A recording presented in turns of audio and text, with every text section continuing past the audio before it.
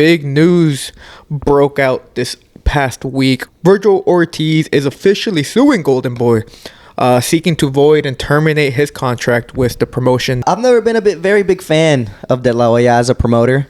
Sometimes he's more focused on making himself the spectacle instead of making his fighters the spectacle.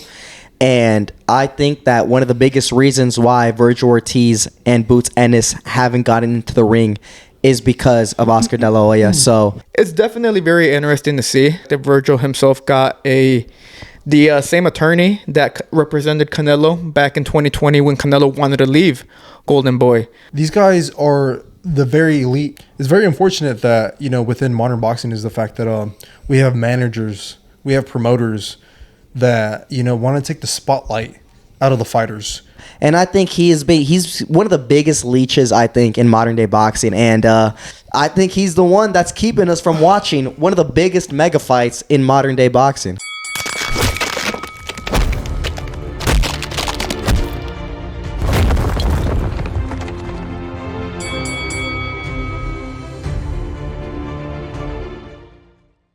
Welcome back to another episode of the Last Round Podcast, where we cover everything from traditional boxing to influencer boxing and everything in between. Today's episode, we'll be going over the fiasco featuring Vergil Ortiz, Goldenboy, Andy Cruz taking on Raymond Muratalla, and BrandRisk 12. But before we get into the episode, make sure to like and subscribe and follow us on all forms of social media. Lastly, we're trying to build up a community on Discord, and you guys joining would be greatly appreciated. Now, diving into the episode, big news broke out this past week with Vergil Ortiz and Goldenboy.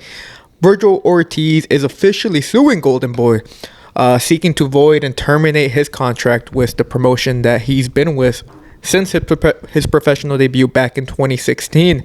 A big shock. A lot of people didn't really see it coming. And there's been some back and forth featuring Vergil Ortiz's manager as well as Oscar De La Hoya. Thoughts about this situation? Yeah, I think it's about time. Vergil Ortiz, I think he outgrew Goldenboy Promotions and more specifically Oscar De La Hoya.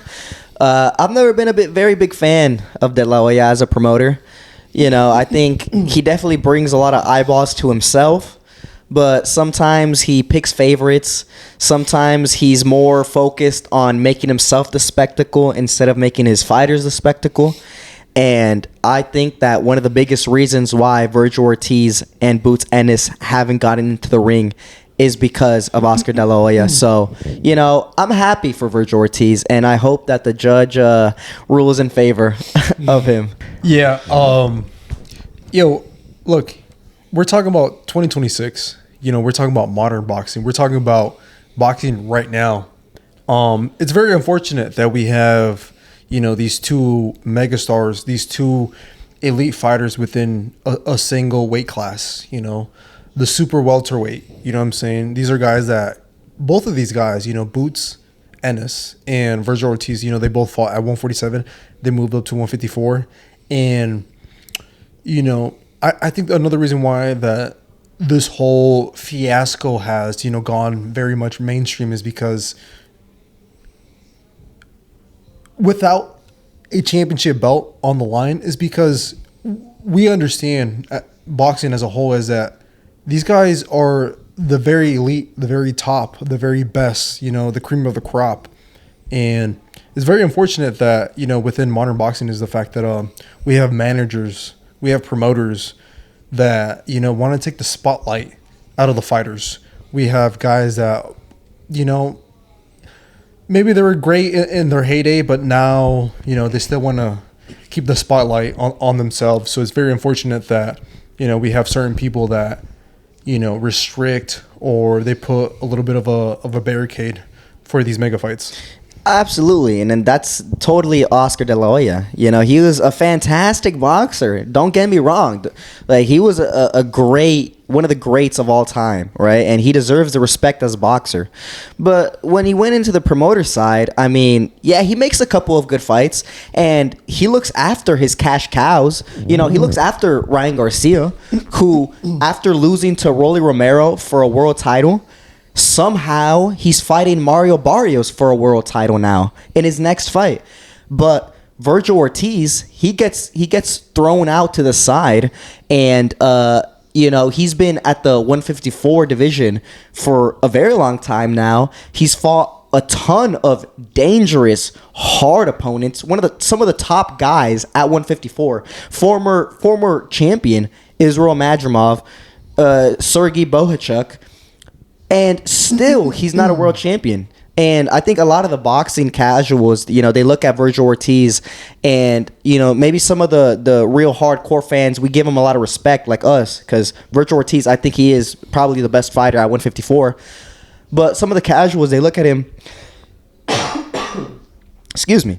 Some of the casuals look at Vergil Ortiz and they say, "Oh, he doesn't even have a world championship. How is he that good?"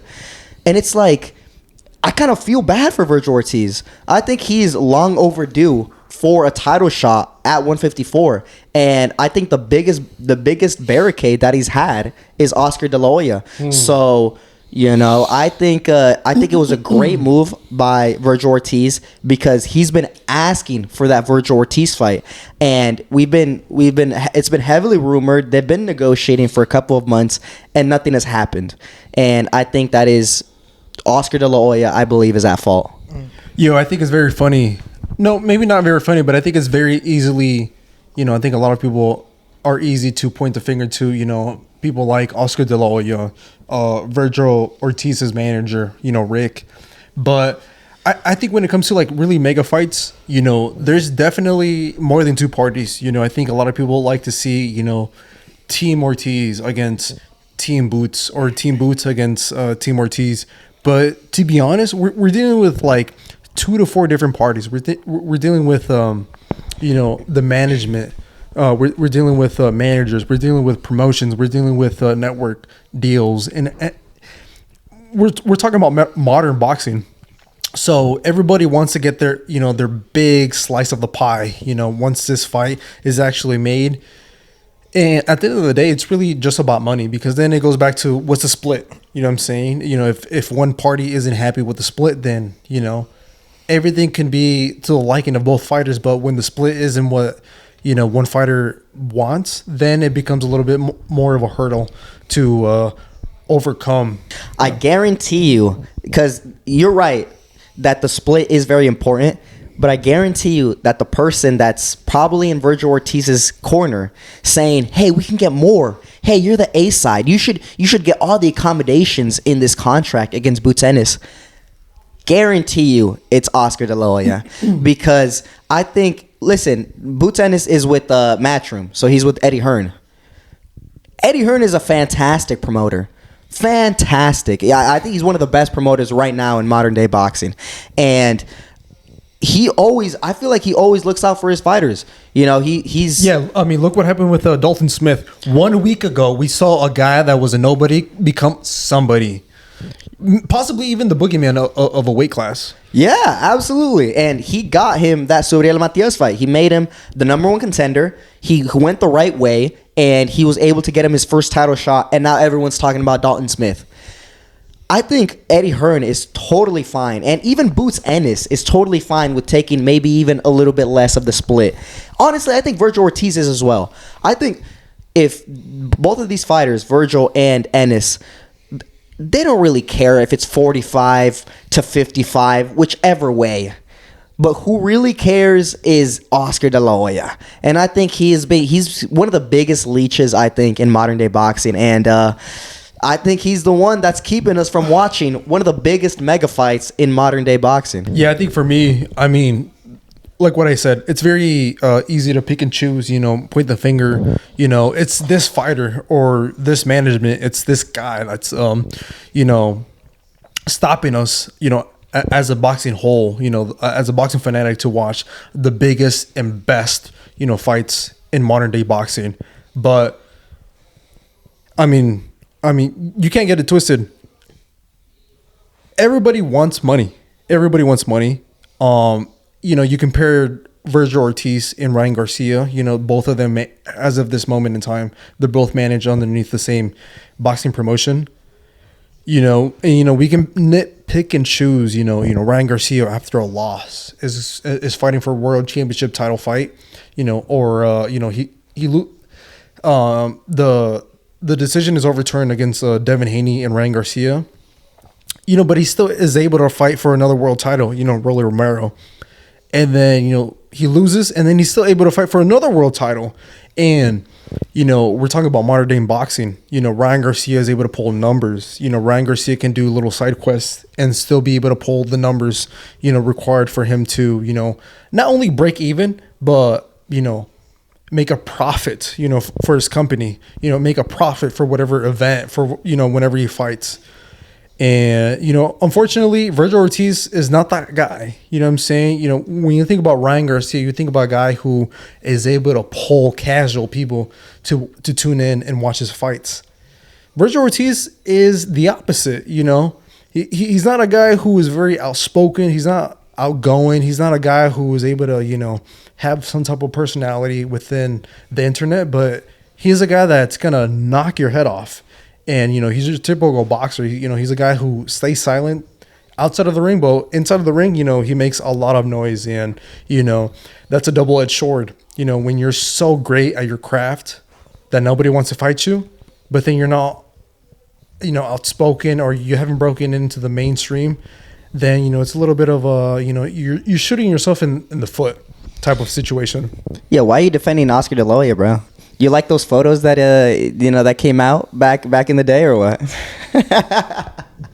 Well, also, one of the big things that they keep saying about De La Hoya as well is that his relationship with among the other promoters, among the other people within the boxing scene is very strained. You see De La Hoya when he was doing his Clapback Thursdays, De La Hoya when he go on his rants, often critiquing the fighters, often critiquing the promoters. I mean, he and Eddie Hearn absolutely despise each other. And a lot of it comes from Oscar De La Hoya. Of course, some of it does come from Eddie Hearn. But, I mean, I personally, from what I've always see, is De La Hoya instigating the situation and the beef between him and Eddie Hearn. And I mean, De La Hoya came out and said that he wanted a 60-40 split in favor of Vergil Ortiz for the Boots fight, in which he gave Eddie Hearn and Boots a deadline to accept. They didn't accept, of course, to the deadline. De La Hoya said, "Oh, we're moving on, this and that." Like, come on, like, for sure, Vergil Ortiz.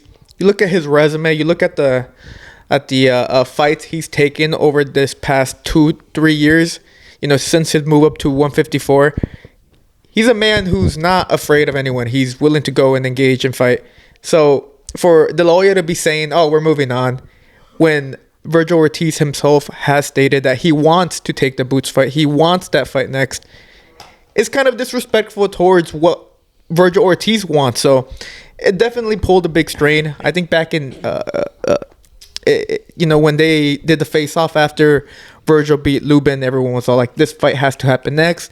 There's been talks, negotiations, but I mean, nothing seems to be coming out of it. And that's one of the big reasons as well. One of the reasons for why Vergil is suing. He's suing for breach of contract, of course, and interference with prospective economic advantage, more notably the Boots Ennis negotiations that aren't being able to, come out with anything positive because of what Vergil Ortiz is allegedly claiming, that Goldenboy and Oscar De La Hoya have been hindering the progress for this mega fight. So it's definitely very interesting to see. There's a lot of factors in it, and I think the big one is the fact that Vergil himself got the same attorney that represented Canelo back in 2020 when Canelo wanted to leave Goldenboy. So it's very interesting to see Vergil go this route. He wants to become a free agent. And I think it'd be interesting to see whether or not he's able to get out of the contract. Yeah, I mean, it's like what I said. It's very easy to point to like a certain person, and unfortunately or unfortunately, with Oscar's situation, it seems as though there's a lot of business associates that don't look too highly upon him, and that's because of his own fault.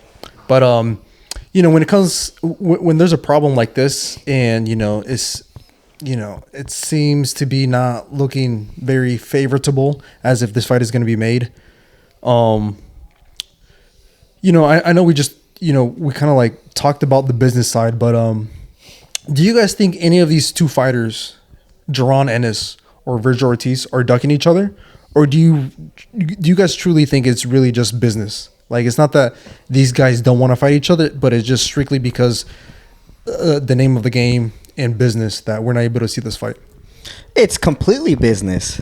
What are you talking? I think, bro, Vergil Ortiz is one of these old school type of fighters. He's gonna fight anybody, in whoever is opposite him, he's gonna try to knock his head off. Same thing with Boots Ennis. Ennis is a monster. He's a machine. He became a world champion at 147, moved up to 154, and he wants to become a champion. And I think he has a great promoter by his side, Eddie Hearn, as well. So I think nothing is stopping these guys from wanting to fight each other. The only thing is the business side. When the managers get in, when the promotions get in, when the networks get in. And so that's the only reason why. That's why people hate on modern day boxing, because it becomes so complicated. Everyone wants to be the A side. Everyone has to get the biggest split. They got to walk out second. They got to sing the anthems. You know what I'm saying? Like a bunch of dumb stuff that true boxing fans don't really care about. I don't care whose name is first in Ortiz versus Ennis or Ennis versus Ortiz. I don't care about that stuff. But the promoters are going to try to do their best to try to make their fighter be first on the pay-per-view. And then that takes away from the fight, because that makes the negotiations a lot more complicated. So you cannot blame this. You cannot blame the negotiations on Ennis or on Vergil Ortiz. I think it is the managers and the promotions. Yeah, we'll definitely see what comes out of this whole entire situation between Vergil Ortiz and Goldenboy Promotions. It barely started, this whole process, so hopefully within a couple months' time we're able to get a clear answer as to whether or not Vergil Ortiz will be becoming a free agent or not. And if he is, then that makes the Boots fight more possible than it's ever been, more likely. So I'm very interested to see the outcome of this whole situation. Yeah, but in regards to my question, what do you think?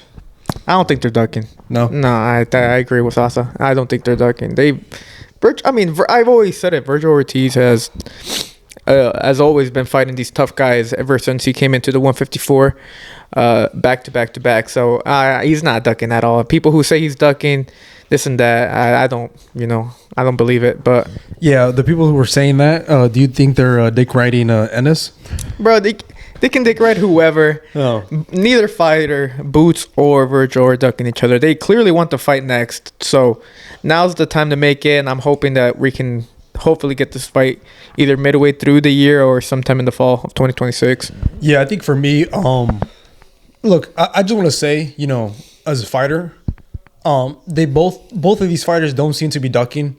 I think, a lot of these people, both fighters have maybe made decisions in the past that maybe, a lot of these fans like to nitpick, he didn't want to fight this guy. When Norman Jr.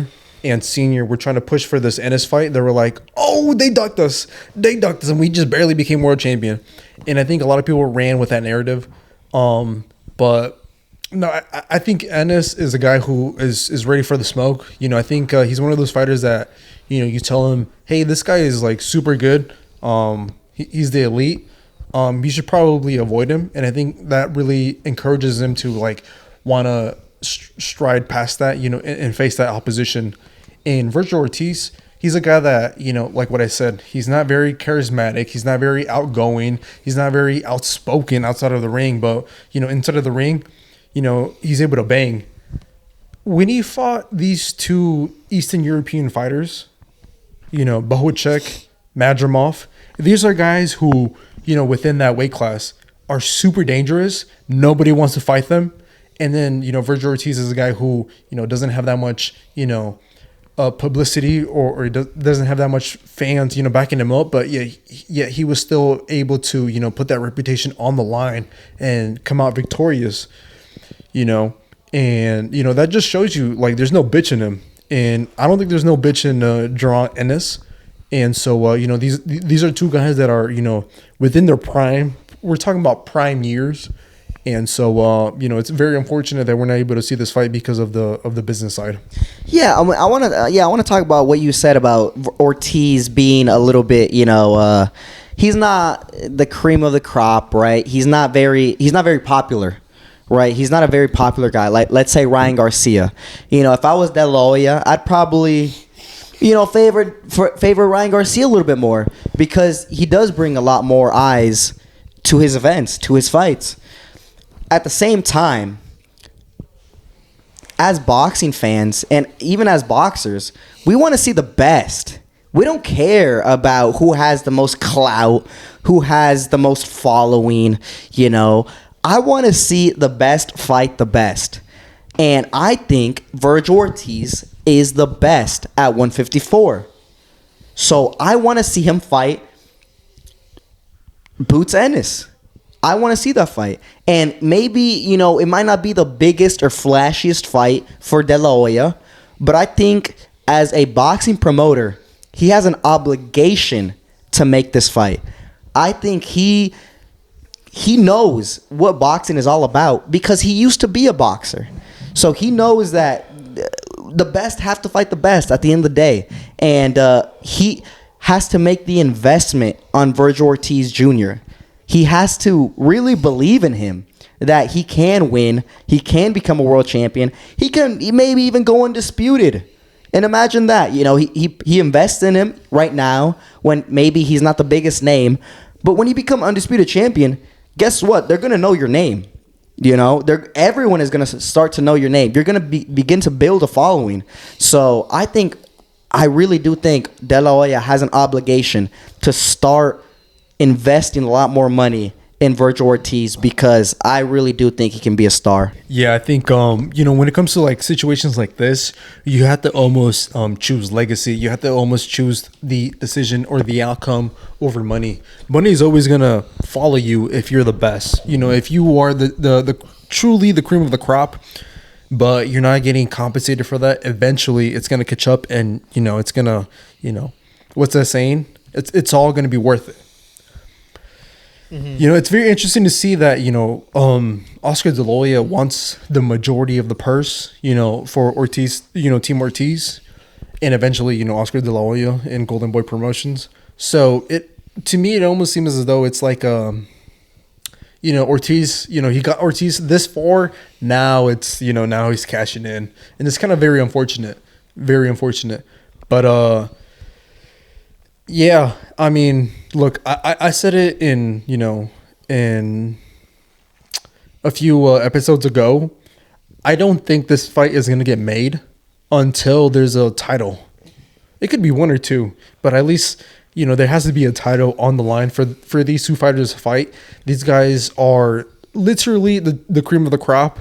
These guys, fought at 147. Now they've barely moved up to 154. And we have old fighters like Charlo trying to fight either of these two guys. We have the whole division trying to fight, wanting to, get inside the ring, either into, with either of these two fighters. So, I don't think we're going to see this fight until, there's a belt on the line. But as of right now, it's what I said. There's a lot of hurdles. There's no belt. Each team wants more money. And, unfortunately, we also have managers that want to, get a piece of the pie. And, unfortunately, I don't think we're going to see this fight until like maybe a year or two from now. Well, we'll see whether or not that comes to fruition. Of course, we'll have to wait for the answer to this entire Vergil Ortiz versus Goldenboy case. But speaking about best against the best, we move down to the 135 to see some of the top contenders and current champion for the IBF, featuring Raymond Muratalla taking on former Olympian Andy Cruz. Big fight at the 135. Getting some more movement. The last movement we got at the division was Gervonta Davis officially being called a champion in recess by the WBA. But it's fight week for Raymond Muratalla. Last time we saw him was back in May, and the last time we saw Andy Cruz was back in June of last year. So both fighters are coming off a bit of a layoff, half a year or so. So very interesting to see how they'll come into fight night. I'm sure it's going to be peak conditioning from both fighters. Raymond Muratalla is making his first defense as champion, aka Emo champion, after Vasily Lomachenko officially retired and vacated his belt. So top fight at the 135. Raymond Muratalla has been slowly being built up as a top contender, officially becoming champion. Meanwhile, Andy Cruz has had the fast track towards a world championship fight, and it's now time to see whether or not he is ready to take on Raymond Muratalla. Thoughts about this fight? Yeah, this seems like a hard work versus talent type of fight for me, because Andy Cruz has had it all. You know, he's had a silver spoon in his mouth, and for good reason. I'm not saying that Andy Cruz doesn't deserve it, because he truly does. He is a once in a generation type of fighter. I really do think that he has the skills to make it to the top, because he's at the top right now. And, you know, he has this determination. He's just ready, I think, to be one of these top guys. Whereas Muratalla, you know, he hasn't really had anything handed down to him. He's had to claw his way to the top. He's had to go through every single contender to finally reach number one. And then he finally gets the emo champion because Lomachenko retires. So it's really a battle of both worlds, you know? It's going to be very interesting. I think it's going to be a great fight. You know, Muratalla obviously brings better skills. At the same time, I think... Cruz brings the better skills. At the same time, I think Muratalla brings the experience. He brings a little bit more comfort being in the professional rankings, getting inside the ring. So I'm very excited about this fight, man. I think it's going to shake up the 135 division a lot, specifically because also Tank is completely out now. You know, he has a warrant out for his arrest. You know, so... Well, yeah, I feel like before we even get to Gervonta Davis, let's just stick with Muratalla and Cruz. Muratalla and Cruz is one of those fights that, I mean, we just said it before. Maybe not before, but let me just give my 2 cents. I think within the boxing fans and, you know, just the fighters, I think we want to see transparency. We want to see the best fight the best, and... You know, we're talking about an email champion, you know, and I don't want to give any shade towards Raymond Muratalla. But, you know, Muratalla, you know, it's his first defense. He was emailed this belt. But that doesn't mean that he's not an elite fighter. That doesn't mean that he's not dangerous. It doesn't mean any of those things. It just means, you know, we're talking about 2026. We're talking about modern day boxing. We're talking about, you know, you could just be at the right place at the right time and then just get sent an email that you're the champion, you know, and he was given that. But I mean, it's just like what you said also. This guy is a guy who, you know, has been B-side for the longest time ever. You know, every time you see him in a big fight, or you see him in a fight where he's leveled up within the level of the opposition, you know, he's the B-side. He's the guy that is expected to lose, and yet he still comes out victorious. You know, there's a reason why he's a champion. This guy is dangerous. This guy, you know, is able to find, you know, a way to become victorious. Andy Cruz is a guy who was just born with natural talent. This guy, you know, you said it very perfectly. It's a guy... You know, we're seeing hard work against natural talent. The last time that I saw this was against Marcos Maidana, against Adrian Broner. Do you remember that fight? Oh, that's a great comparison. Adrian Broner was expected to become the next Floyd Mayweather. And Marcos Maidana was just your typical hard puncher. Your typical, you know... Hey, he came from the slums. He came from, dirt poor, but God blessed him with that Deontay Wilder one punch KO, no quitter hitter. And to be honest, that's what I see within Raymond Muratalla. This guy has no quit in him, but God blessed him with some hands of stone. And we're seeing in Andy Cruz, your typical school of Cuban boxing, but he also has some power, and I think it makes him even more dangerous.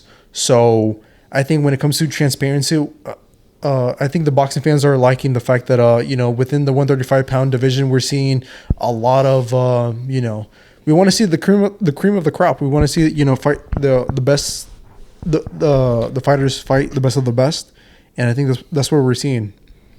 Come Saturday. I think calling Muratalla hands of stone is I think it's a bit exaggerated, but he does carry some deceptive power, of course. But yeah, definitely, I like Muratalla.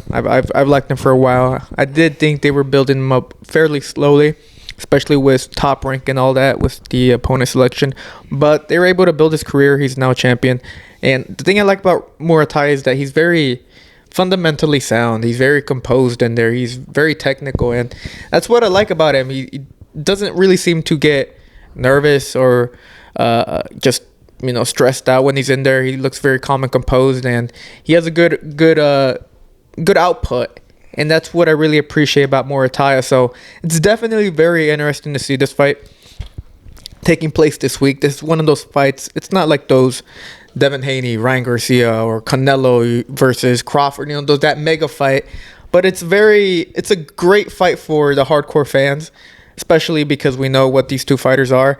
I believe the A side right now is Andy Cruz, and I think you guys said it well. It's experience against, Muratalla brings in the experience and the hard work and all that, and Cruz brings in the talent. And I mean, this is how many fights does Andy Cruz have? Less than 10? I was about to say that right now. Cruz is going into his 7th fight. Meanwhile, Muratalla is going into his 24th fight. So a bit of a disparity within their experience inside the professional rings, but it tells you all you need to know about Andy Cruz. I mean, we're talking about multinational, national champ, regional, international, gold Olympian medalist and all that. So he's fought the best of the best in the amateurs. He's had hundreds of fights in there, so the experience is definitely carrying in. The thing is about Andy Cruz, though, he's been taking on some experienced fighters since his debut as a professional. So to say that he's inexperienced is a bit, maybe a little disingenuous, but for sure Raymond Muratalla does bring in that more of the championship qualities, just based on how many fights he's had, the different styles he's faced throughout his career thus far. So very intriguing fight. I'm very excited for this fight. Completely went over my head that it was happening, but do you guys have any official predictions for Raymond Muratalla as he takes on Andy Cruz? Look, it's very, some of these predictions that we say on the podcast, I love to bet some money on. You know what I'm saying? Yeah, just on the money. You've been like $5, bro. Put your money where your mouth is. Okay, whether it's $5, whether it's $10, whether it's $15, whether it's $1,500. When it comes to like money wise, I love to just bet, what's safe within money. You know what I'm saying? Like if I put $1,000 on Muratalla, Cruz, I bet that money, or I bet that set amount, because I feel confident that at least it's going to be safe, guaranteed. Like that dude is going to win.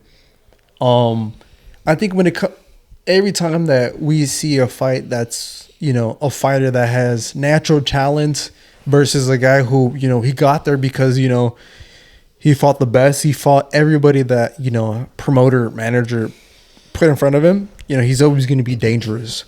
So, to be honest, I really do think that this is a 50-50 fight. But if I were to put $1,000 on someone, I would put it on Andy Cruz. Andy Cruz seems to be on a similar pathway as Alexander Usyk, Vasily Lomachenko. Some of these, you're exceptional amateur boxers that, upgraded from the amateur status to the professional rankings, and then, they left their mark. These two Eastern European fighters that I just mentioned, they have left their mark, and they're leaving their mark within the professional scene. I think that Andy Cruz has a lot more to show us other than just staying at 135, as well as Muratalla. But I just think Cruz is, one of those fighters that is very exceptional. So I would say Cruz, has the advantage on Saturday. I agree. I think, listen, I've been a fan of Muratalla, but Cruz is so exceptional, man. I've been so impressed by him.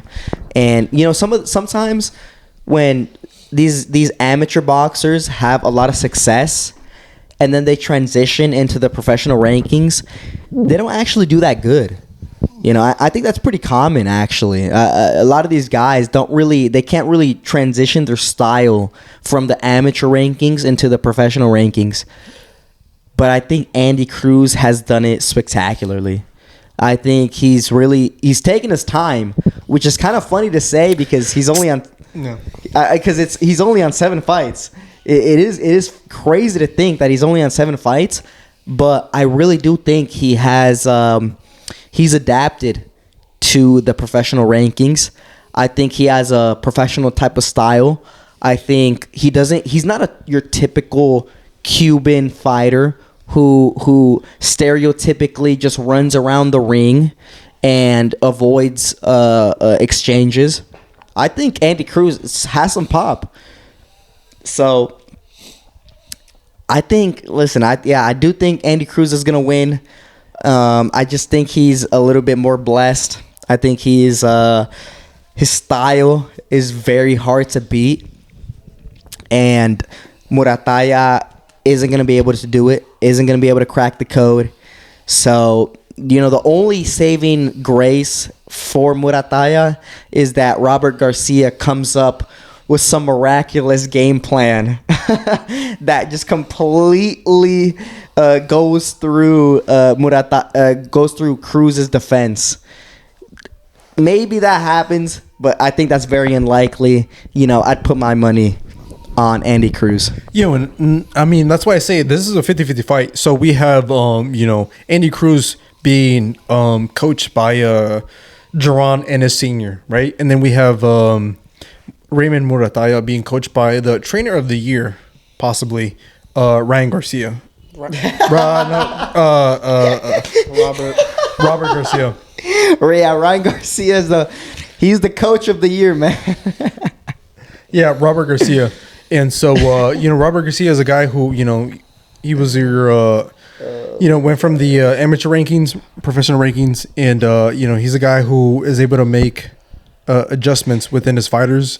And, he's one of those guys that, is able to come up with game plans for his fighters and then, come out victorious. So, it's a 50-50 fight, and I'm expected to see fireworks come Saturday night. Yeah, my prediction. I'm predicting Muratalla to beat Andy Cruz. I think it's gonna be a close fight.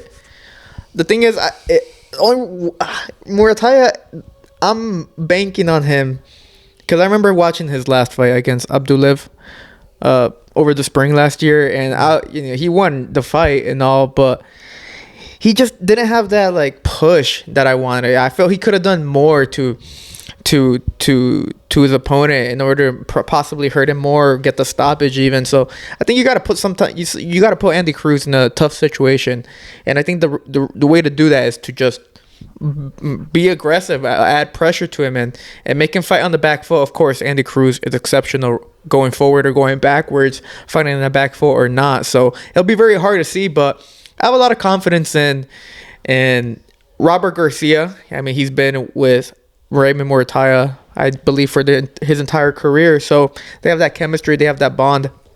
And I have full trust that Robert Garcia will be coming up with a good game plan to neutralize and to be as effective as possible for Muratalla, who, like I said, he's very technically sound, very solid base. Excuse me. And I think he has the experience needed in order to execute that game plan. So it's all up to them. Personally, I think I'm going for the upset here. I think Muratalla will be getting a very close decision win over Andy Cruz, but honestly, I would not be surprised if Cruz does come up on top. I don't think there's going to be a stoppage for either fighter, regardless of the outcome. But those are our official predictions for this upcoming IBF 135 clash featuring Raymond Muratalla as he looks to defend for the first time his belt against Olympian star and fast track runner Andy Cruz. And now the last segment of the podcast, we go over to the influencer scene. Not to Misfits, no. We going over to Aiden Ross, aka BrandRisk 12.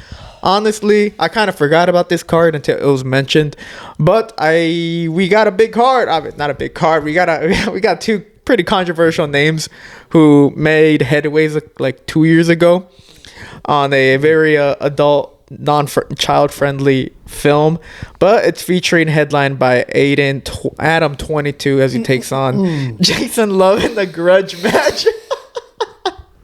This is a clown show, but that's what BrandRisk is, man. They be doing whatever matchup is needed in order to get the attention of the influencer world, and this fight definitely does have some history behind it, regardless of the headline. But thoughts about this? Yeah, look, I was gonna say,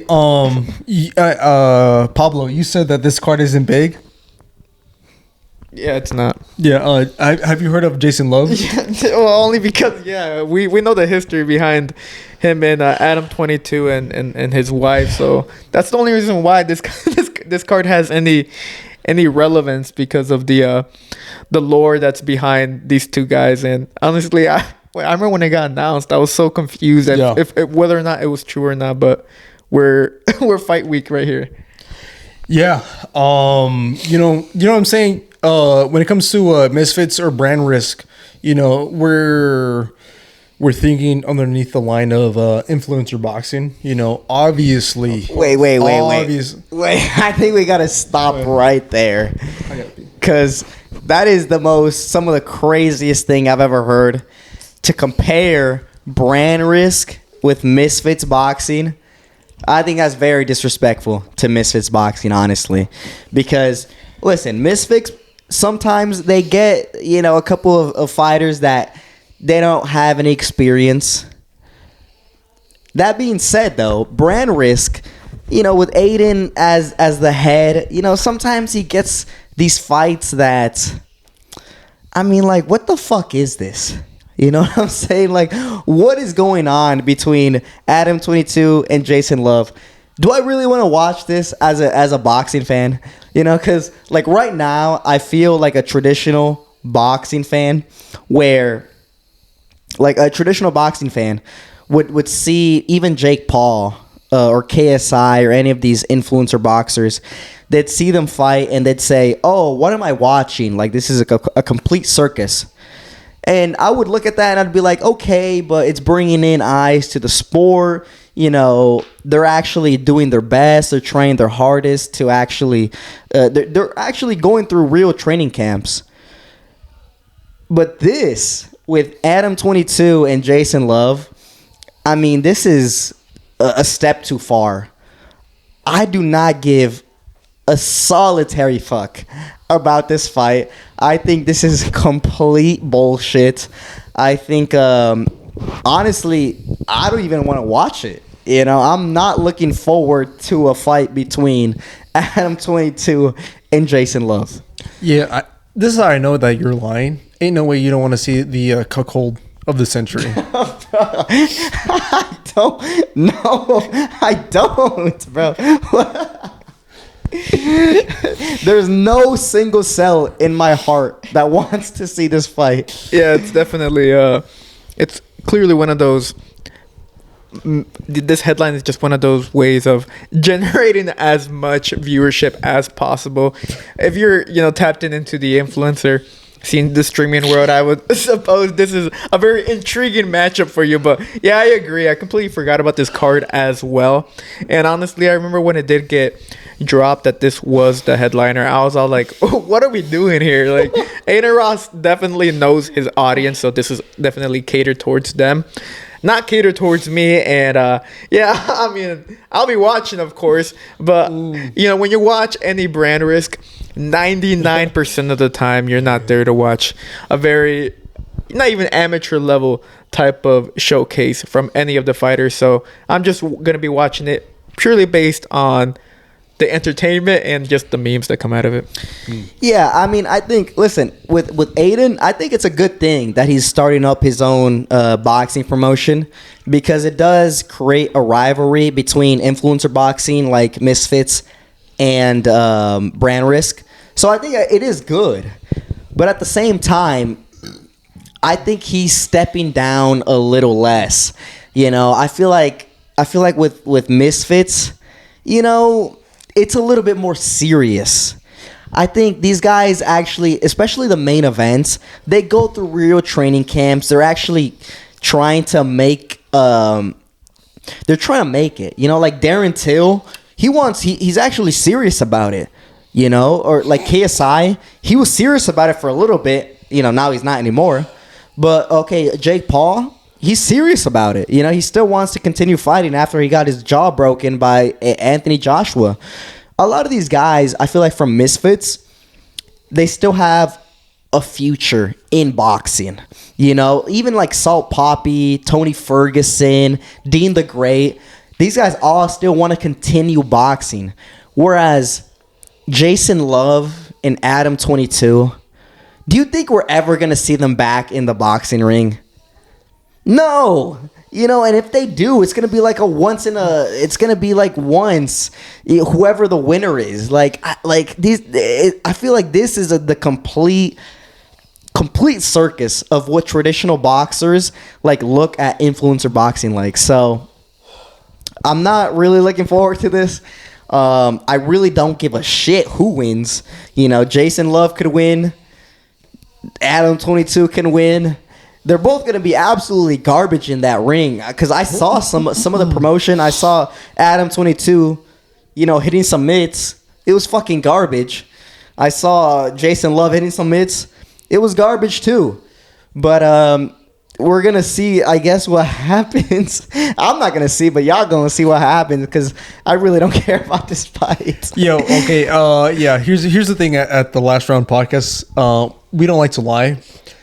Ain't no way that the three of us are not gonna watch the main event. I said I was gonna watch it. Yeah, buddy, speak for yourself. I ain't watching that shit at all. Yo, I'm gonna tie you down and I'm gonna make you watch it live. And here's the thing.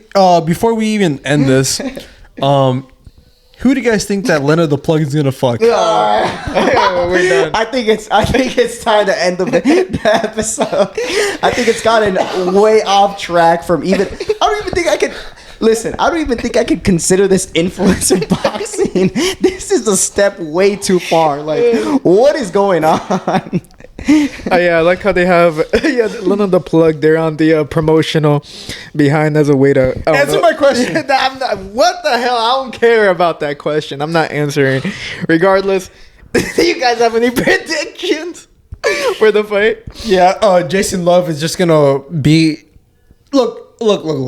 I don't have any alliance to either party. But because I'm giving my prediction, let's say I'm putting $1,000 on either party. Adam 22, Jason Love. I would put my money on Jason Love for sure. Wait, why did you have to specify whether or not you had an affiliation between any of the two? Well, I just don't want the viewers to know that there's a bias either between two parties. All right, buddy. I think we know where your allegiance lands on. I'm gonna be honest with you. With that being said, I really don't. like I said, I don't give a fuck about this fight. I think Jason Love is gonna win. I guess if I have to give a prediction. Why? Because you're fucking signed to his OnlyFans. No, because he's taller than Adam 22. Because he's bigger. Yes, because he's bigger. He's a big guy. I think, what is he, like 6'4"? He's a big guy, you know. And Adam 22 is like 6 feet. It's still a big guy, but like there's a very big size difference between them. So I guess I'm gonna go for the guy that's bigger, and I think Jason Love is gonna beat Adam 22. But I hope Aiden Ross watches this episode and never makes one of these stupid circus fights ever again, and actually brings in some real boxers or some real guys that are trying, because this is a circus. Yeah. Adam 22 against Jason Love, cuckold of the century. Okay. Yeah, my prediction would be Jason Love as well.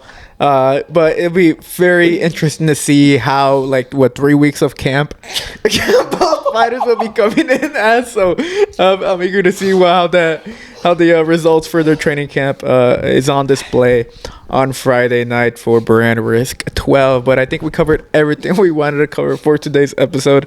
Let us know down below your thoughts on the Vergil Ortiz and Goldenboy drama. Who's in the right, Goldenboy or Vergil Ortiz? Also, let us know your official predictions for Andy Cruz as he looks to become a champion, taking on Raymond Muratalla. But don't forget to like, subscribe, and follow us on all forms of social media. Lastly, we are on Discord, and you guys joining would be greatly appreciated. Now, this was Pablo, and I was Rudo and Asa, and this was the Last Round Podcast. Thank you for watching.